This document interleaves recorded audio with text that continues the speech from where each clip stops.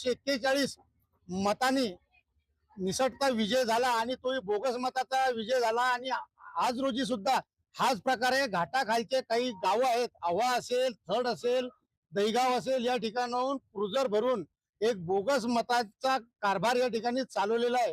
काही गाड्या ह्या राजूर घाटातून येत आहे, तर काही गाड्या ह्या देवघाट मार्गे येत आहे।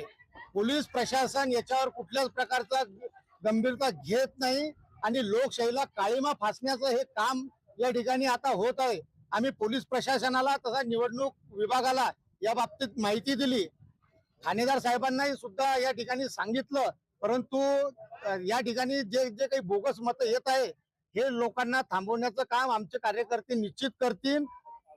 हा जो निवडणुकीचा जो भाग आहे हा खोट्या प्रकारचा सुरू आहे। एकीकडे मतचोरी हा विषय चालू आहे आणि बुलढाण्यामध्ये बोगस मतदान करण्याचा घाट घातलेला आहे। तरी ही जनता सुज्ञ आहे, यांनी कितीही बोगस मतदान केले तर निश्चित हा विजय महाविकास आघाडीचाच विजय होणार आहे। नाही, आम्ही मोबाईलवरून त्यांच्याकडे तक्रार केली, जे निवडणूक अधिकारी आहे त्यांच्याकडे सुद्धा तक्रार केलेली आहे।